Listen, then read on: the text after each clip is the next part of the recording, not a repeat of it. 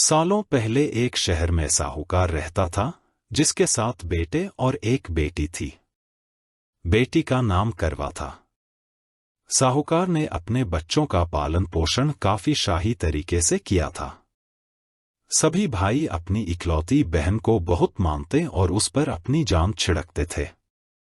उन्होंने उसकी शादी एक अमीर साहूकार के साथ एकदम शाही तरीके से की। एक दिन करवा ससुराल से अपने मायके आई। सभी भाइयों ने उसका जोरदार स्वागत किया। उन्होंने पहले अपनी बहन को खाना खिलाया और फिर खुद खाया। इसके बाद सभी एक साथ बैठकर बचपन की यादें साझा करने लगे। इसी तरह कुछ दिन बीतते चले गए।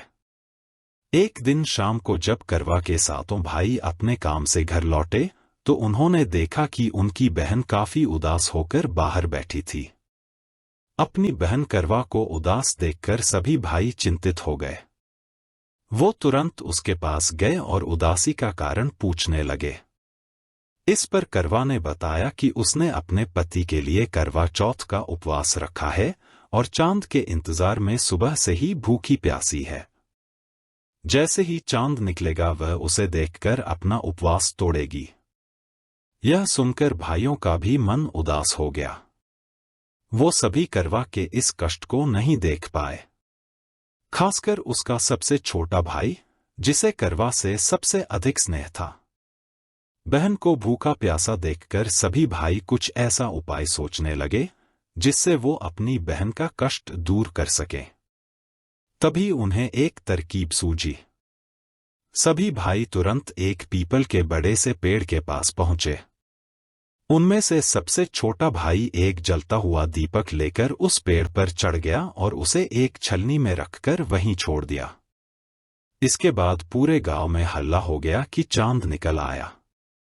करवा भी उस जलते दीपक को चांद समझ बैठी और जल्दी से पूजा पूरी कर अपना उपवास खत्म करने के लिए बैठ गई। जैसे ही उसने खाने का पहला निवाला उठाया, उसकी नजर भोजन में पड़े बाल पर पड़ी।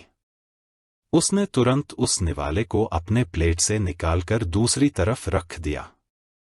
इसके बाद उसने दूसरा निवाला अपने मुंह में डाला, तभी उसके दांतों में एक कंकड़ आ फंसा। उसने झटपट उस निवाले को भी प्लेट से हटा दिया। इसके बाद उसने तीसरा निवाला अपने मुंह में रखा कि तभी उसे एक बुरी खबर मिली। करवा को पता चला कि उसके पति की मृत्यु हो गई। यह सुनते ही करवा पूरी तरह से टूट गई और जोर जोर से रोने लगी। कुछ समय बीतने के बाद उसे अपने पति के मृत्यु की सच्चाई का पता चला। उसे जानकारी मिली कि उसके भाइयों के कारण उसने दीपक को चांद समझ लिया था और अपना उपवास खत्म किया था। इस वजह से देवता नाराज हो गए और उसके पति को मृत्यु दंड की सजा सुनाई। सच्चाई का पता चलने के बाद करवा ने अपने पति का अंतिम संस्कार नहीं करने का प्रण लिया। देखते देखते 1 साल बीत गए। करवा अपने पति के मृत शरीर के पास ही बैठी रही। वह रोजाना अपने पति के शव को साफ करती और वहां उगने वाली घासों को भी हटाती रहती थी। 1 साल के बाद फिर से करवा चौथ का पर्व आया। हमेशा की तरह सभी महिलाएं इस व्रत को करने के लिए एक साथ जुटी। इसमें उसकी 7 भाभी भी थीं।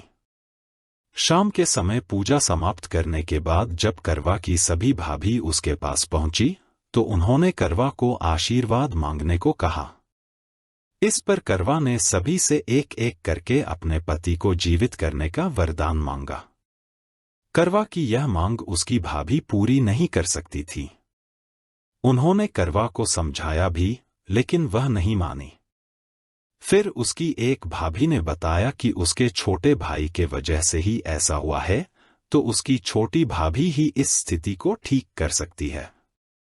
यह सुनकर करवा अपनी छोटी भाभी के पास गई और उनके पैर पकड़कर अपने पति को जीवित करने का आशीर्वाद मांगने लगी। पहले तो उसकी छोटी भाभी ने बहुत टाला, लेकिन अंत में उसकी छोटी भाभी ने अपनी तर्जनी उंगली को काटकर उसमें से अमृत की एक बूंद करवा के मृत पति के ऊपर डाल दी। जैसे ही अमृत की बूंद उसके ऊपर गिरी, वह जिंदा हो गया और जय श्री गणेश, जय श्री गणेश के नारे लगाने पड़े। इस घटना के बाद से ऐसी मान्यता है कि करवा चौथ का व्रत करने से गौरीशंकर खुश होते हैं और महिलाओं के सुहाग की रक्षा का वरदान देते हैं।